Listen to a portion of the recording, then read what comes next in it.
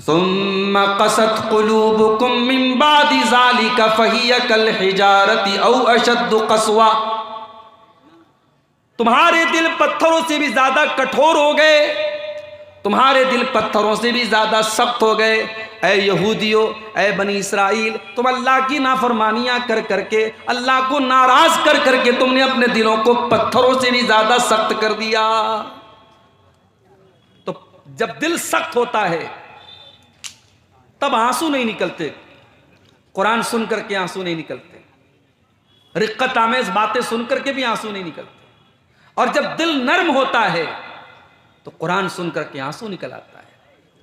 अल्लाह ने फरमाया सूरह मरियम के अंदर, इज़ा तुलियत अलैहिम आयातुर रहमानी खर्रू, इज़ा तुलियत अलैहिम आयातुर रहमानी खर्रू सुज्जदन व बुकिया। मेरे नबियों के ऊपर, मेरे पैगंबरों के ऊपर, मेरे रसूलों के ऊपर जब रहमान की आयतें पढ़ी जाती हैं, वो अल्लाह की बारगाह में सजदे में गिर जाते हैं और उनकी आंखों से आंसू बहने लगते हैं, वो रोने लगते हैं। तो कुरान सुन करके इंसान रोने लगता है। ये कब होता है? जब इंसान का दिल सॉफ्ट होता है, इंसान का दिल नर्म होता है। और दिल सख्त होता है तो कुरान पढ़ा जा रहा है, कोई फर्क नहीं पड़ रहा है। अफमिन हाज़ल हदीस ताजबून व तज़हकून वला तबकून व अंतुम सामिदून। ऐ मक्का के काफिरों, तुम्हारा दिल इतना सख्त हो चुका है, तुम्हारा दिल इतना कठोर हो चुका है, कुरान पढ़ा जाता है और तुम हंसते रहते हो, तुम मजाक उड़ाते रहते हो। इस कुरान को सुन करके तो तुम्हारी आंखों में आंसू बहना चाहिए, तुम्हें रोना चाहिए, मगर कुरान सुन करके तुम हंसी मजाक उड़ाया करते हो, तुम हंसा करते हो। तो ये रोना जो होता है मेरे भाई, ये कितनी तरीके का होता है। अल्लामा इब्न क़य्यिम ने लिखा है कि रोना 10 तरह का होता है। भाई हम तो समझते हैं इंसान रो रहा है बस एक तरीके से रो रहा है, नहीं। अल्लामा इब्न क़य्यिम लिखते हैं 10 तरीके का रोना होता है। नंबर 1, रहमत का रोना, किसी पर रहम आ गया। यह अलग बात है, इस वक्त दुनिया के एक मुल्क में छोटे छोटे बच्चों की लाशें, कटी फिटी लाशें आज दुनिया देख रही है, मगर दुनिया की आंखों में तरस नहीं आ रहा है। हमने कहीं पढ़ा था कि बच्चे सो रहे हैं, खामोश रहिए, keep quiet, keep silent, the children are sleeping. बच्चे सो रहे हैं, खामोश रहिए। मगर आज दुनिया खामोश है, द चिल्ड्रन आर डाइंग, बच्चे मर रहे हैं। फलस्तीन की सरजमीन पर छोटे छोटे बच्चे मर रहे हैं मेरे भाई, हॉस्पिटलों पर बमबारी हो रही है। दुनिया को कोई फर्क नहीं पड़ रहा है, दुनिया बेरहम हो चुकी है, क्योंकि कटने वाला बच्चा मुसलमान का बच्चा है और बहने वाला खून मुसलमान का खून है। तो एक रोना होता है रहमत का रोना, किसी पर रहम आता है, किसी पर तरस आता है, आदमी रोने लगता है। और एक रोना होता है खौफ का रोना, डर होता है, पता नहीं क्या होगा, किसी आने वाली चीज का खतरा महसूस करके इंसान रोने लगता है। और एक मोहब्बत का रोना होता है, बच्चा घर से जा रहा है, मां रो रही है, शौहर परदेश जा रहा है, बीवी रो रही है, बेटा जा रहा है, मां रो रही है। यह रोना मोहब्बत का रोना होता है। एक होता है खुशी का रोना, और अल्लामा इब्न क़य्यिम ने यह भी लिखा कि खुशी का जो रोना होता है उसका आंसू अलग होता है, और गम का जो रोना होता है उसका आंसू अलग होता है। गम और तकलीफ में जब आदमी रोता है तो आंसू गर्म होता है, और खुशी में जब रोता है तो आंसू ठंडा होता है। अल्लाह अकबर। इब्न क़य्यिम भी क्या चीज थे भाई, अल्लाह अकबर, बहुत बड़ी चीज थी भाई। रोने पर कितनी तहकीक कर रहे हैं, कह रहे खुशी का रोना अलग है, गम का रोना अलग है। उसके बाद कहते हैं एक रोना होता है तकलीफ बर्दाश्त करने का रोना। कहीं बदन में चोट लगी, अब इंसान उस तकलीफ को बर्दाश्त कर रहा है, रो रहा है। एक रोना होता है गम का रोना, कोई मर गया, कोई एक्सीडेंट हो गया, कोई हादसा हो गया, कोई नुकसान हो गया, इंसान रो रहा है। एक रोना होता है कमजोरी का रोना, इंसान बूढ़ा हो गया, 70-80 साल का हो गया, अब बदन कमजोर हो गया, अब जरा जरा सी बात पे रोने लगता है, ये कमजोरी का रोना है। और एक रोना होता है निफाक का रोना, रोने का नाटक करना। जैसे यूसुफ अलैहिस्सलाम के भाई जब हजरत यूसुफ को कुएं में डाल के आते हैं तो अपने बाप के सामने कुरान कहता है फजाऊ अबाहुम शाअन यबकून, अपने बाप के पास रोते हुए आते हैं। ये नकली रोना था, ये बनावटी रोना था। और एक रोना होता है किराए का रोना।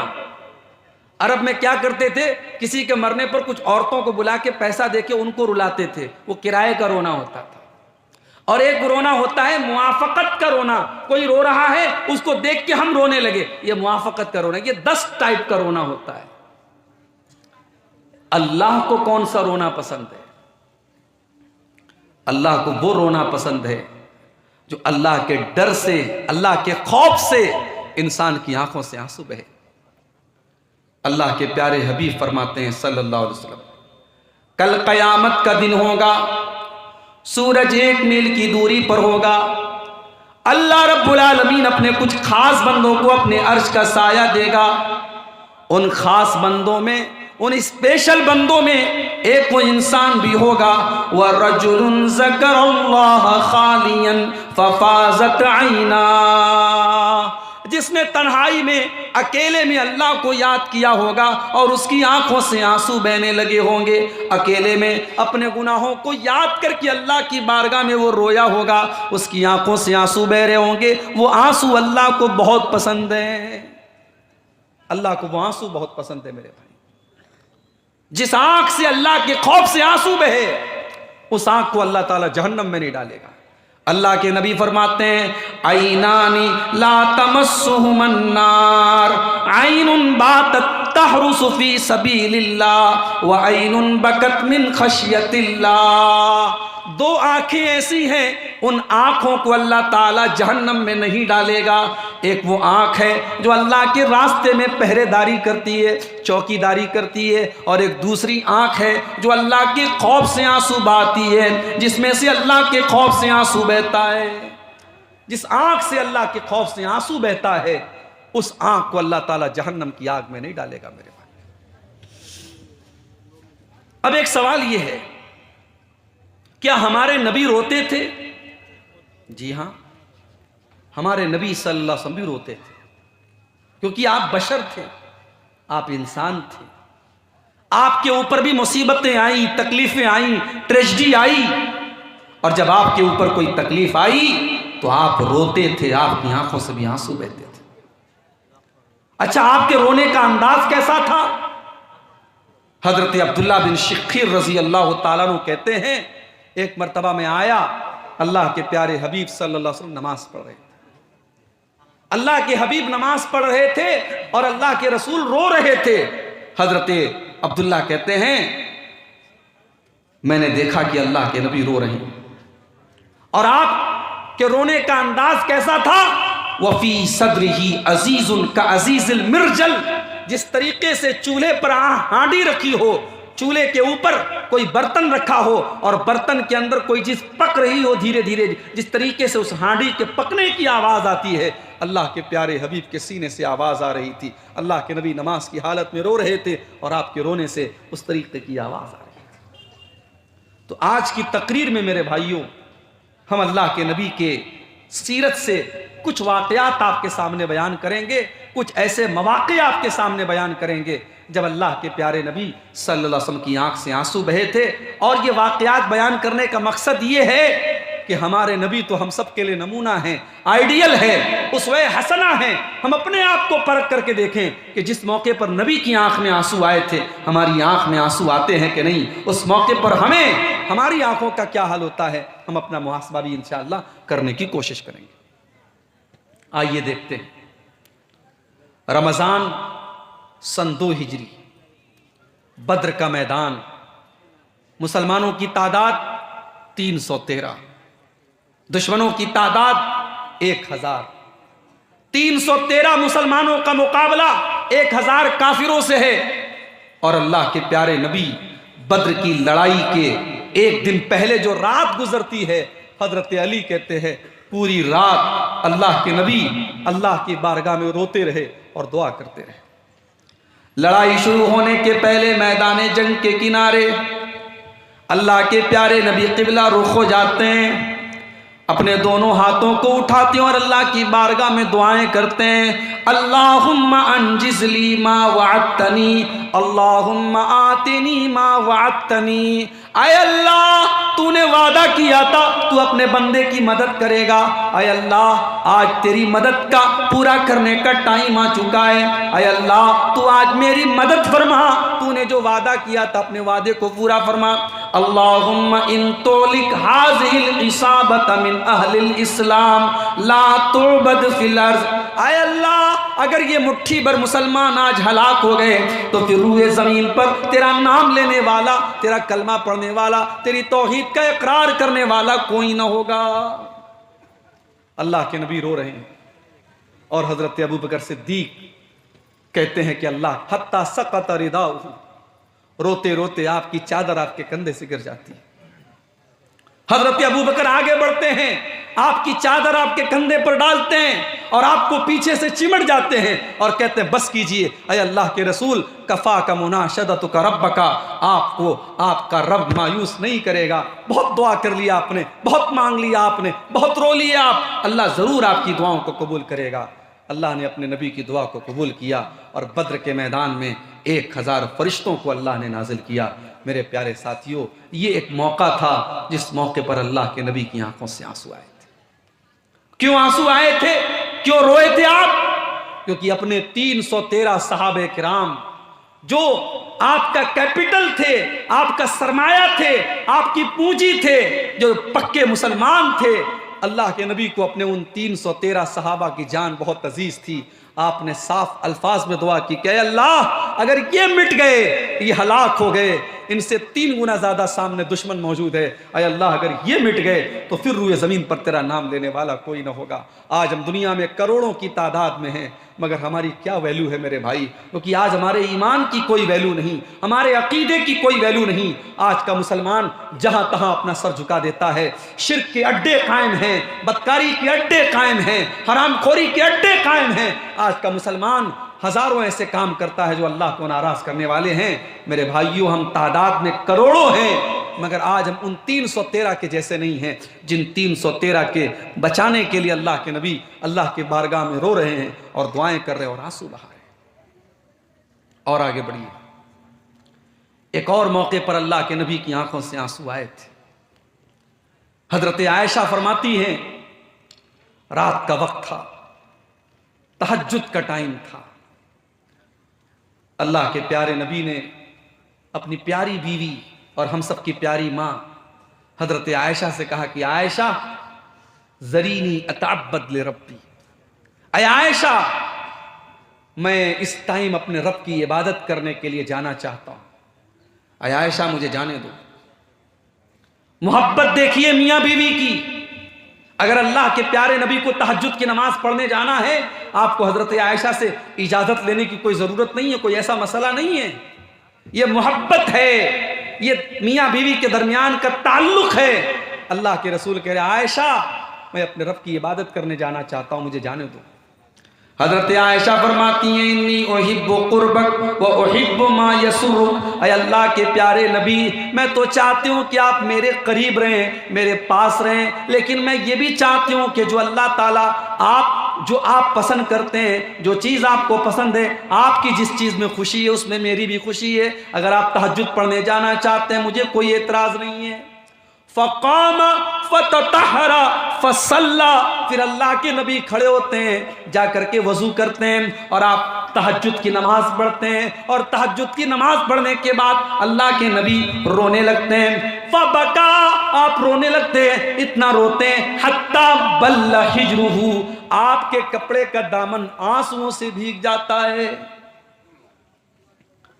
हमारा नौजवान आज रात के 2 बजे मोबाइल पर क्या देख रहा है, किससे बातें कर रहा है, उसकी आंखें क्या देख रही हैं, बताने की जरूरत नहीं है मेरे भाई।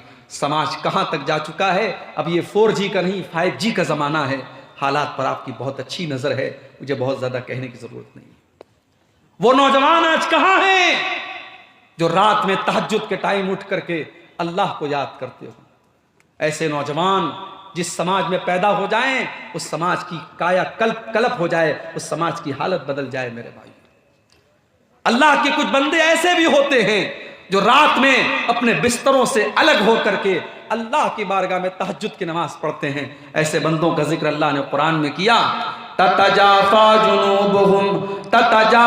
जुनूबुहुम अनिल मज़ाजि यदऊन रब्बहुम खौफन व तमआ व मिम्मा रज़क़नाहुम युनफिकून। मेरे कुछ बंदे ऐसे भी होते हैं, उनके पहलू उनके बिस्तरों से अलग होते हैं। वो रात में उठ करके अल्लाह की बारगाह में तहज्जुद पढ़ते हैं, वो सजदा करते हैं, वो क़याम करते हैं, वो रातों में उठ करके क़यामुल लैल करते हैं। अल्लाह के प्यारे नबी तहज्जुद की नमाज पढ़ रहे हैं और तहज्जुद की नमाज पढ़ के अल्लाह के नबी रो रहे हैं और इतना रोते हैं हत्ता बल्ला हिजरुहु, आपके कुर्ते का दामन आंसुओं से भीग जाता है। फिर आप रोते हैं और फिर हदीस के अल्फाज हैं, सही इब्न हिब्बान की सही रिवायत है, फिर आप इतना रोते हैं हत्ता बल्लत लिहयतुहु, आपकी पूरी दाढ़ी आंसुओं से तर हो जाती है। फिर आप रोते हैं, इतना रोते हत्ता बल्लतिल अर्ज़ु, यहां तक कि जमीन आपके आंसुओं से भीग जाती है। उसके बाद फजर का टाइम हो जाता है, हजरत बिलाल आते हैं, अरे अल्लाह के नबी आप रो रहे हैं और आप इतना रो रहे हैं, आपकी दाढ़ी आंसुओं से भीगी हुई है, आपके कुर्ते का दामन आंसुओं से भीगा हुआ है, अरे अल्लाह के नबी आप इतना क्यों रो रहे हैं? आप तो अल्लाह के आखिरी नबी हैं, आप तो बख्शे बख्शाए हैं, आप तो मगफूर लहू हैं। अरे अल्लाह के नबी आपको इतना रोने की और अल्लाह की बारगाह में इतना गिड़गिड़ाने की क्या जरूरत है? अल्लाह के नबी फरमाते हैं अफला अकूनु अब्दन शकूरा, ऐ बिलाल अगर अल्लाह ने मुझे अपना आखिरी नबी बनाया है और अल्लाह ने मुझे ये मकाम दिया है, ऐ बिलाल क्या मैं अपने रब का शुक्रगुजार बंदा न बनूं? ऐ बिलाल क्या मैं अपने रब का शुक्रिया अदा न करूं? उसके बाद आपने फरमाया ऐ बिलाल वक़द नज़लत अलैया लैलता आयातुन, ऐ बिलाल आज की रात मेरे ऊपर कुछ आयतें नाजिल हुई हैं। वैलुल लिमन क़रअहा वलम यतदब्बरहा, जो आदमी उन आयतों को पढ़े और उन आयतों के अंदर गौर न करे, उन आयतों के अंदर इबरत हासिल न करे, ऐ बिलाल उस इंसान के लिए मैं बद्दुआ कर रहा हूँ, वो बर्बाद हो जाए, उसके लिए वैल है, तबाही है कि उन आयतों को पढ़ने के बाद उनके ऊपर गौर न करे। कौन सी आयतें थी? कुरान की 3 पारे की आयतें थी, सूरह आल इमरान की आयतें थी।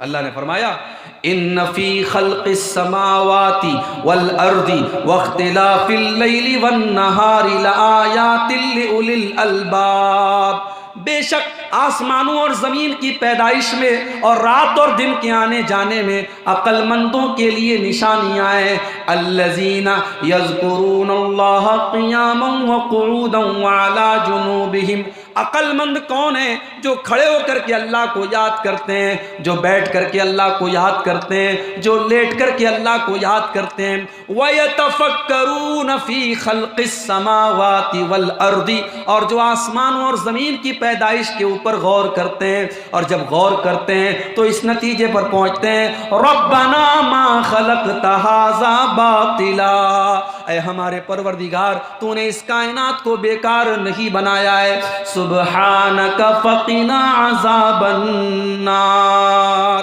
ऐ अल्लाह तू पाक है, ऐ अल्लाह तू हमको जहन्नम के अजाब से बचा ले। ये वो लोग दुआ करते हैं जो अक्लमंद होते हैं, जो जीनियस होते हैं, जो बुद्धिमान होते हैं। पता ये चला कि कोई डिग्रियों की बदौलत अक्लमंद नहीं है, कोई दुनिया के टैलेंट के बदौलत अक्लमंद नहीं है। अक्लमंद वो है जो अपने खालिक को पहचान ले, जो अपने मालिक को पहचान ले। वरना दुनिया में बड़े बड़े काबिल लोग, बड़े बड़े डिग्री याफ्ता लोग जानवरों को देख करके हाथ जोड़ते हैं और जानवरों का पेशाब पीते हैं और शर्मगाह की इबादत करते हैं। अक्लमंद वो है जो क्रिएशन के आगे नहीं बल्कि क्रिएटर के आगे सजदा करता है। अक्लमंद तो वो है जो अपने मालिक को, अपने रब को पहचान करके अपने मालिक से जहन्नम से बचने की दुआ करता है। तो नबी की आंखों से आंसू तब भी आए थे मेरे भाई, जब आप तहज्जुद की नमाज में अल्लाह को याद करके रोए थे। अब हम सब अपने आप से पूछें, उसी नबी का कलमा पढ़ने वाले हैं, हम कितनी बार नमाज पढ़ते हैं, कितनी बार हम तहज्जुद पढ़ते हैं और कितनी बार तहज्जुद की नमाज में हमारी आंखों से आंसू बहते हैं। मेरे नौजवान साथियों, एक नुस्खा बता के जा रहा हूं, शायद आप आज तक आपने न सुना। हर नौजवान का एक टारगेट होता है। कोई आईएएस ऑफिसर बनना चाहता है, कोई डॉक्टर बनना चाहता है, कोई कुछ बनना चाहता है। मैं कहता हूं आओ, तुम्हारी जिंदगी के जो भी टारगेट हैं, जो भी एम्स हैं, जो भी गोल्स हैं, जो भी मकसद है, तुम मेहनत कर रहे हो, बहुत अच्छी बात है। एक नुस्खा बता रहा हूं, रात में उठो, दुनिया सो रही है, उस वक्त उठो, रात के 2 बजे 3 बजे, फजर की नमाज के 1 घंटा 1.5 घंटा पहले उठो, वजू करो, 8 रकात नमाज पढ़ो, तहज्जुद की नमाज पढ़ो, फिर अल्लाह के सामने अपनी झोली फैला दो कि ऐ अल्लाह, मेरी जिंदगी का ये मकसद है, अल्लाह मुझे मेरे मकसद में कामयाब कर दे। मैं पूरे यकीन के साथ कहता हूं मेरे भाइयों, ये वो वक्त है जब रब्बुल आलमीन खुद आपकी दुआओं को कबूल करने के लिए आवाज देता है। ये वो टाइम है जब अल्लाह खुद आसमान दुनिया पर नाजिल होता है और आवाज देता है कि मांगो मैं दूंगा, मेरे बंदो मुझसे सवाल करो, मैं तुम्हारे सवाल को कबूल करूंगा। अपने मकसद को पूरा करना है मेरे भाइयों, उस अल्लाह से मांगो जिसके दर से कोई खाली हाथ नहीं लौटता है। दुनिया वालों से क्या मांगना, दुनिया वाले तो आपको ठुकरा भी सकते हैं, दे भी सकते हैं। उस अल्लाह से मांगो जिसके दर पे मांगने वाला कभी मायूस नहीं होता है, जिसके दर पे मांगने वाला कभी बदनसीब नहीं होता है। मेरे प्यारे साथियों, नबी अकरम ने हमें यह सबक दिया कि तहज्जुद की नमाज पढ़ी जाए और तहज्जुद की नमाज के वक्त अल्लाह को याद करके आंखों से आंसू आ जाएं। ये मेरे नबी का शेवा था, ये मेरे नबी की आदत थी। और आगे बढ़िए, एक और मौके पर अल्लाह के नबी की आंखों से आंसू आए थे। बुखारी के अल्फाज हैं, मुस्लिम के अल्फाज हैं।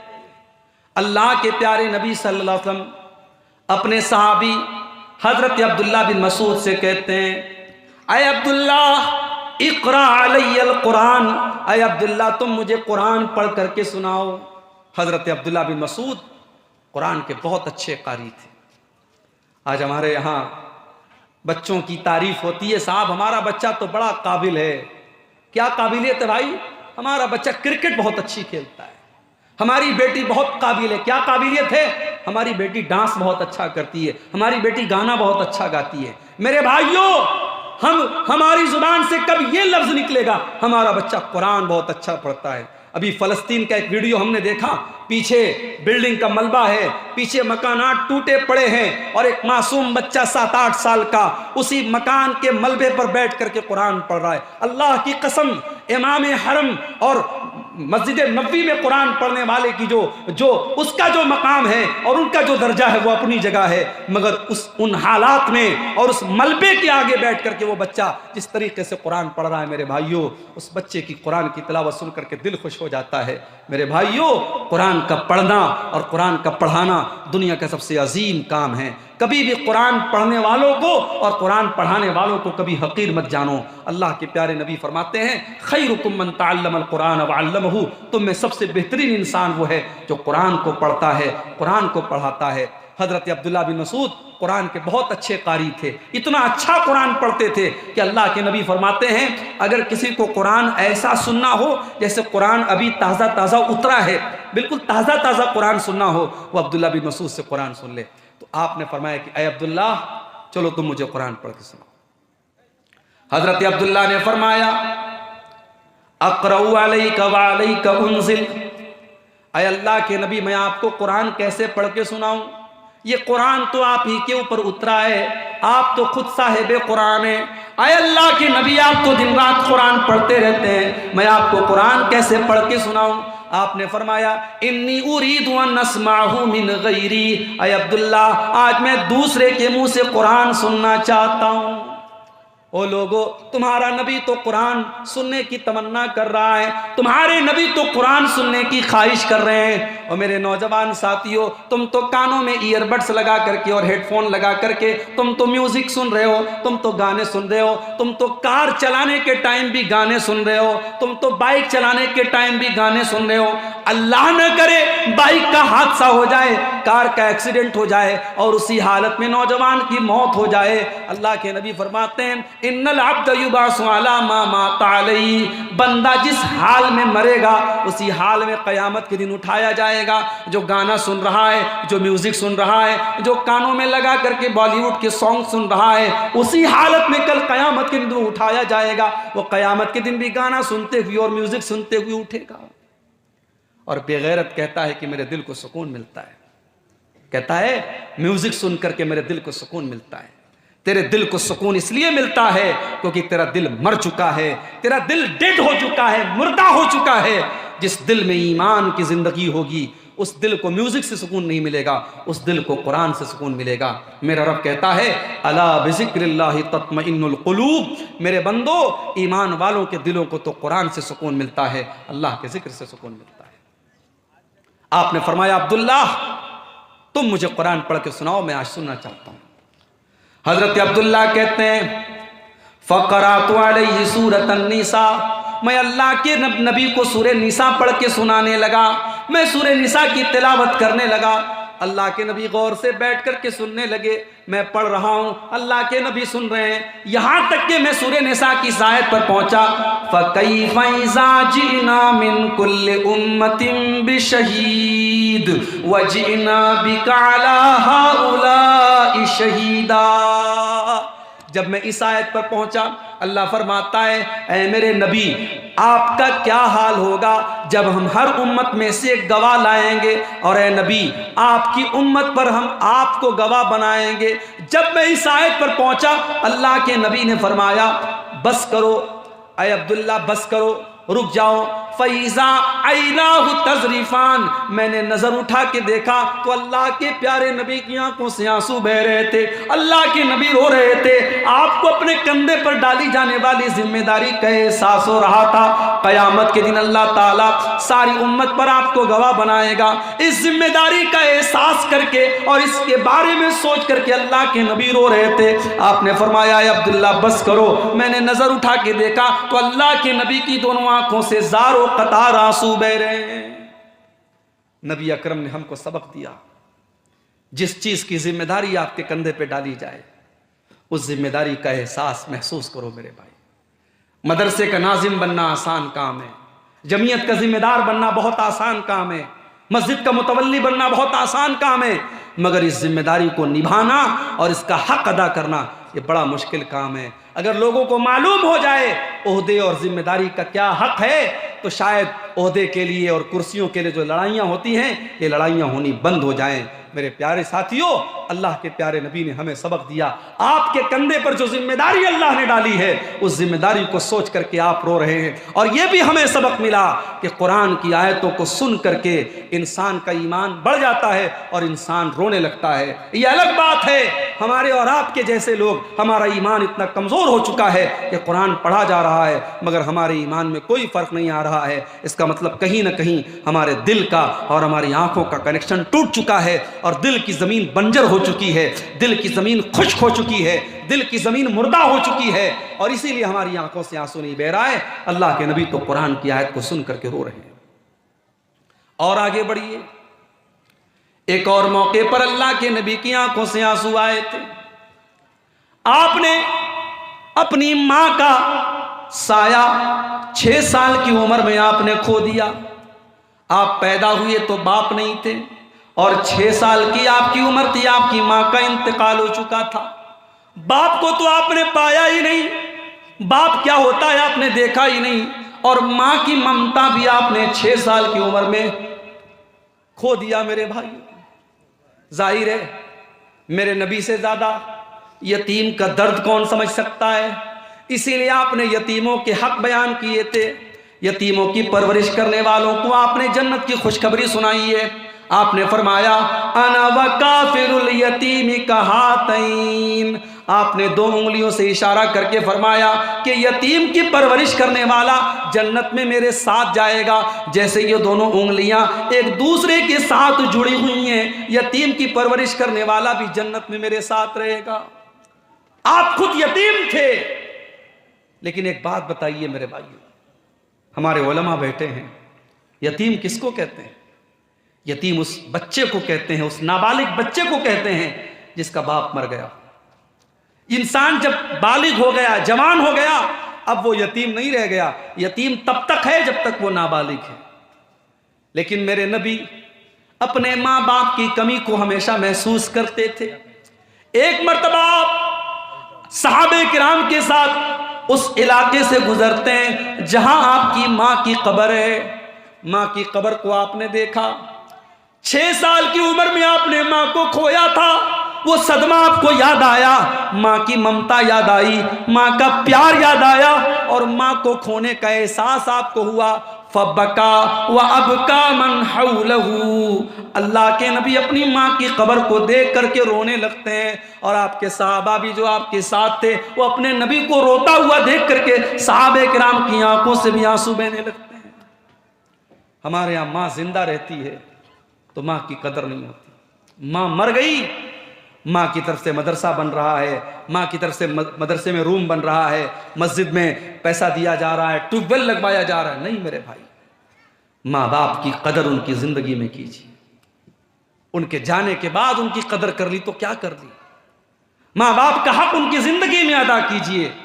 अल्लाह के नबी की मजबूरी थी, आपने अपनी माँ को 6 साल की उम्र में खोया था। आज माँ की ममता याद आई, माँ का प्यार याद आया, आप रोने लगे। माँ की कब्र पे आप रोने लगे और रोते हुए आपने सहाबा से कहा कि ऐ मेरे सहाबा, मैंने अल्लाह से इजाज़त मांगी थी कि ऐ अल्लाह, मैं अपनी माँ के लिए मग़फ़िरत की दुआ करना चाहता हूँ, लेकिन अल्लाह ने मुझे अपनी माँ के लिए मग़फ़िरत करने की इजाज़त नहीं दी। ये कितनी बड़ी बात है, ये कितनी बड़ी बात है कि अल्लाह के नबी अपनी माँ के लिए मग़फ़िरत की दुआ नहीं कर सकते क्योंकि आपकी माँ का खात्मा तौहीद पर नहीं हुआ था। मेरे भाइयों, अगर हमारी माँ मुसलमान है, हमारा बाप मुसलमान है और हम जब दुआ के लिए हाथ उठाते हैं तो अपनी माँ के लिए और अपने बाप के लिए अगर हम रहमत की और मग़फ़िरत की दुआ करते हैं, हम बहुत खुश नसीब है मेरे भाई। दुनिया में लाखों लोग हैं जो इस नेमत से महरूम हैं। बम्बई का एक नौजवान था, वो गैर मुस्लिम से मुसलमान हुआ था। बड़ा अच्छा नौजवान है, दावत का काम करता है, कभी कभी मुझसे मुलाकात होती है। मैंने पूछा कि भाई तुम्हारे माँ बाप का क्या हुआ, तुम्हारे माँ बाप ने कलमा पढ़ा कि नहीं पढ़ा, तुम्हारे माँ बाप ने इस्लाम कबूल किया कि नहीं किया। उसकी आंखों से आंसू आ गए और रोने लगा। कहा मौलाना मेरा बाप तो उसी हाल में मर गया, माँ जिंदा है, मैं बहुत मेहनत कर रहा हूँ, बहुत कोशिश कर रहा हूँ, दुआ कीजिए अल्लाह मेरी माँ को हिदायत दे दे। मेरे भाइयों, मैंने उसकी आंखों में दर्द देखा। वो दर्द ये था कि मेरी माँ इस लायक भी नहीं है कि मैं अपनी माँ की मग़फ़िरत की दुआ कर सकूँ। मेरे भाइयों, अगर अल्लाह ने हमें इस लायक बनाया है कि हम अपनी माँ बाप की मग़फ़िरत की दुआ कर सकते हैं तो ये बहुत बड़ी बात है। अल्लाह के प्यारे नबी सल्लल्लाहु अलैहि वसल्लम कह रहे हैं कि मैंने अपनी माँ की मग़फ़िरत की दुआ मांगी। अल्लाह ने कहा नहीं, ऐ मेरे नबी, आप अपनी माँ की मग़फ़िरत की दुआ नहीं कर सकते। उसके बाद मैंने अल्लाह से इजाज़त मांगी कि अल्लाह, मैं अपनी माँ की कब्र पे जाना चाहता हूँ। अल्लाह ने कब्र पे जाने की इजाज़त दी, लेकिन मग़फ़िरत की दुआ की इजाज़त नहीं दी। ऐ मेरी उम्मत के लोगों, तुम भी कब्रस्तान जाया करो, फ़इन्नहा तुज़क्किरुकुमुल आखिरा। कब्रस्तान जाने से मौत की याद आती है। पता ये चला कि कभी कभी हमें कब्रस्तान जाना चाहिए, माँ की कब्र पे, बाप की कब्र पे या नॉर्मल आम कब्रस्तान में भी हमें जाना चाहिए। उससे हमें आखिरत की याद आती है, इसमें कोई हरज की बात नहीं। तो अल्लाह के नबी की आंखों में उस मौके पर भी आंसू आए थे। और आगे बढ़िए, 1-2 वाक़यात और सुना के हम बात खत्म करेंगे। एक और मौके पर अल्लाह के प्यारे नबी की आंखों में आंसू आए थे। ये इब्ने माजा की सही रिवायत है। एक अंसारी सहाबी का जनाजा है, जनाजे में अल्लाह के नबी गए हुए हैं और सहाबा गए हुए हैं और जनाजे को कब्र में उतारा जा रहा है और अल्लाह के नबी उसी कब्र के साइड में बैठे हुए हैं और आपने कब्र के बारे में सोचा और आप रोने लगे। कब्र के बारे में सोचकर और कब्र की जिंदगी के बारे में सोचकर के अल्लाह के नबी रोने लगे और रोते हुए आपने अपने सहाबा से कहा, लिमिस्लि हाज़ा फ़अइद्दू या इख़वानी, ऐ मेरे सहाबा, इस कब्र में तुम सबको जाना है, इस कब्र में जाने की तैयारी करो। ऐ मेरे सहाबा, इस कब्र में तुम सबको जाना है, इस कब्र में जाने की तुम सब तैयारी करो। मेरे भाइयों, हम ज़मीन जायदाद बनाते हैं, हम दौलत इकट्ठा करते हैं, हम दुनिया में बहुत सारी चीज़ें बनाते हैं, मगर हम कभी गौर करें, जब हम मर जाएंगे, जिस दिन हमारा इंतकाल हो जाएगा, 2 गज ज़मीन के अंदर हम जब दफन हो जाएंगे, मिट्टी के नीचे हम दफन हो जाएंगे, और कोई ज़मीन हमारे साथ न जाएगी, कोई जायदाद हमारे साथ न जाएगी, कोई दौलत हमारे साथ न जाएगी, सब ठाट पड़ा रह जाएगा, जब लाद चलेगा बंजारा। मगर आज हालात ये हो चुके हैं, इंसान इतना कठोर दिल हो चुका है, कब्रिस्तान जा कर के भी हमें मौत याद नहीं आती है। कितने बदनसीब हैं, कब्रिस्तान जा कर के भी ठाका लगाते हैं, कब्रिस्तान जा कर के हंसते हैं, मोबाइल देखते हैं, जनाजे में गए हुए हैं, हंसी मजाक कर रहे हैं, कब्रिस्तान में भी अगर मौत याद नहीं आती है, सोचो मेरे भाई, हमसे बड़ा बदनसीब कौन होगा। कभी कब्रिस्तान जाओ तो सोचो ये कौन सी जगह है, बड़े बड़े बादशाह यहीं दफन हैं, बड़े बड़े अमीर उमरा यहीं दफन हैं, बड़े बड़े ताकतवर यहीं दफन हैं। ये वो कब्र की मिट्टी है जिसने ताकत वालों की ताकत को खाक में मिला दिया, दौलत वालों की दौलत को खाक में मिला दिया। सब कुछ छोड़ के हम सबको कब्र में जाना है। इसीलिए हजरत उस्मान गनी रजी अल्लाह ताला अन्हु जब किसी कब्र के पास से गुजरते थे तो रोने लगते थे। किसी ने पूछा है उस्मान गनी, जन्नत की बात आती है तो आप नहीं रोते हैं, जहन्नम की बात आती है तो आप नहीं रोते हैं, कब्र को देख करके रोने लगते हैं। उस्मान गनी ने कहा कि हाँ, मैंने अल्लाह के प्यारे नबी को फरमाते हुए सुना था, इन्नल कब्र अव्वलु मंजिल मिन मनाजिल आखिरा, बेशक कब्र आखिरत की पहली मंजिल है। जिसने कब्र की मंजिल को पार कर लिया उसके लिए आगे की मंजिलें आसान हैं। इसलिए मेरे साथियों, मैं कब्र को देखता हूं तो रोने लगता हूं। मेरे भाइयों, अल्लाह के प्यारे नबी कब्र को देख करके रोने लगते हैं। और आप ये भी कहते हैं कि अगर कब्र के अंदर जो अजाब होता है, अगर तुम उनको सुन लो और देख लो तो तुम अपने मुर्दों को दफनाना बंद कर दोगे। और आपने ये भी फरमाया, लौ तालमूना मा आलम, जो मैं जानता हूं अगर तुम जान लो, लज़हिकतुम कलीलन व लबकैतुम कसीरा, तो तुम्हारी हंसी बहुत कम हो जाएगी और तुम बहुत ज्यादा रोने लगोगे। जो अल्लाह का अजाब मैंने देखा है और अल्लाह के अजाब की झलकियां जो मुझे दिखाई गई हैं, अगर वो तुम देख लो और तुम जान लो तो तुम्हें हंसी बहुत कम आएगी और रोना बहुत ज्यादा आएगा। एक और मौके पर अल्लाह के नबी रोए थे, और वो किसके लिए रोए थे? आए हाय हाय, वो वाकया जब पढ़ो तो आंखों से आंसू आ जाते हैं। हमारे नबी हमारे लिए रोए थे, अपनी उम्मत के लिए रोए थे। सही मुस्लिम की रिवायत है, अल्लाह के प्यारे नबी सल्लल्लाहु अलैहि वसल्लम कुरान पढ़ रहे थे और कुरान की तिलावत के दौरान आपने हजरत ईसा अलैहिस्सलाम की इस दुआ को पढ़ा।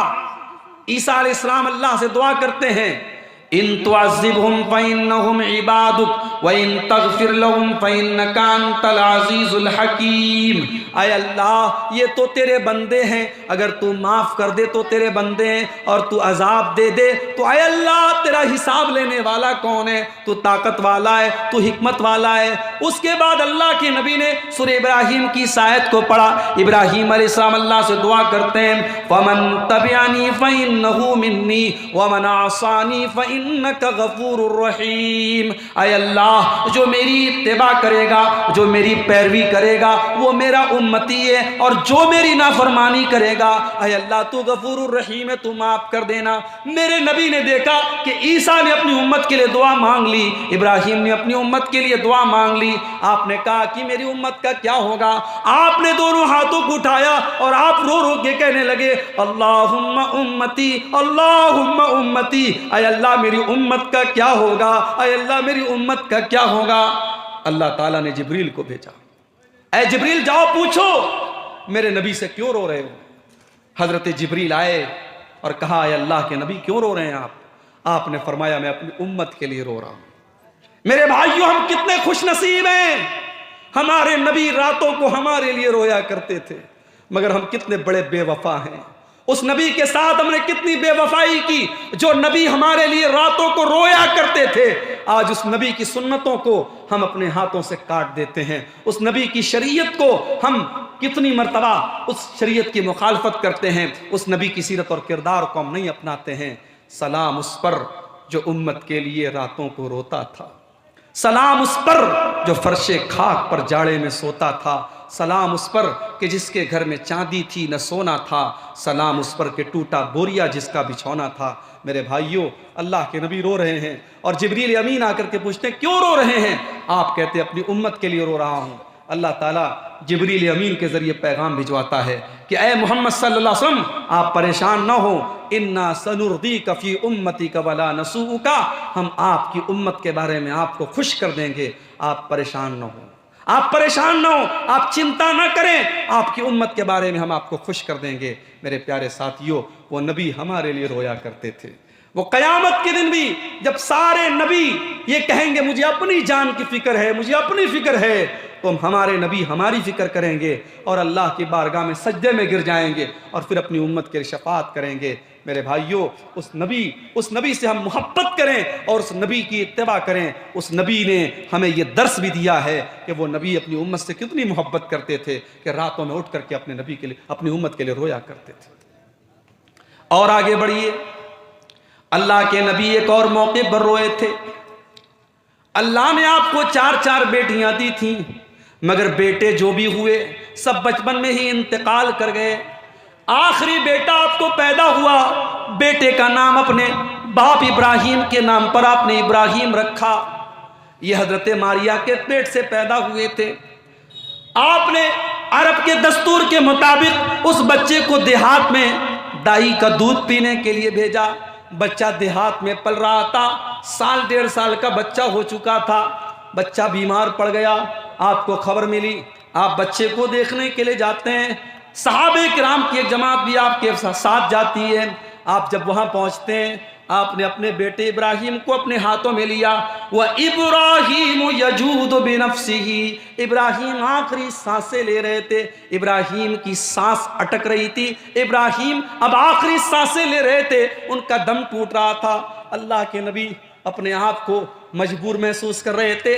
आपका बेटा आपकी गोद में, आपके हाथों में दम तोड़ रहा था।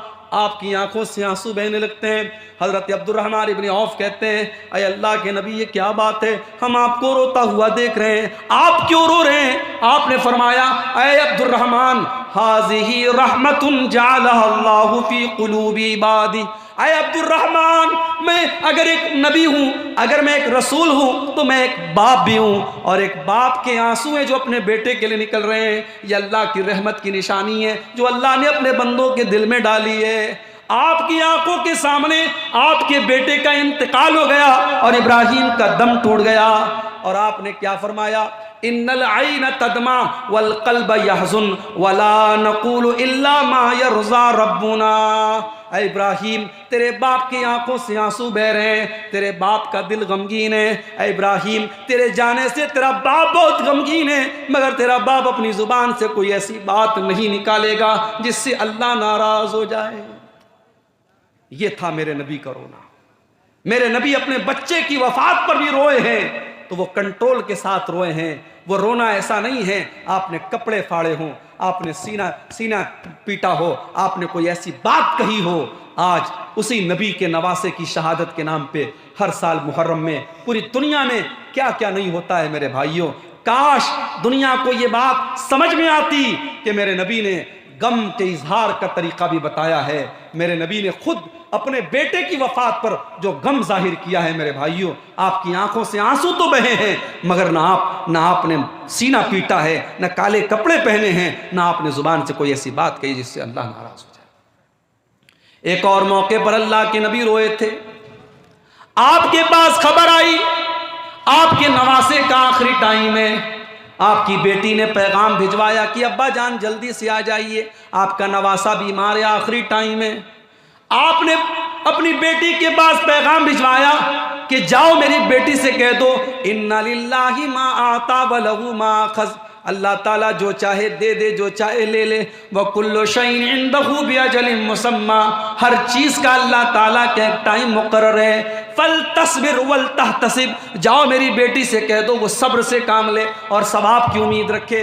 बेटी ने फिर पैगाम भिजवाया, अब्बा जान जल्दी से आ जाइए, आपका नवासा आखिरी सांसें ले रहा है।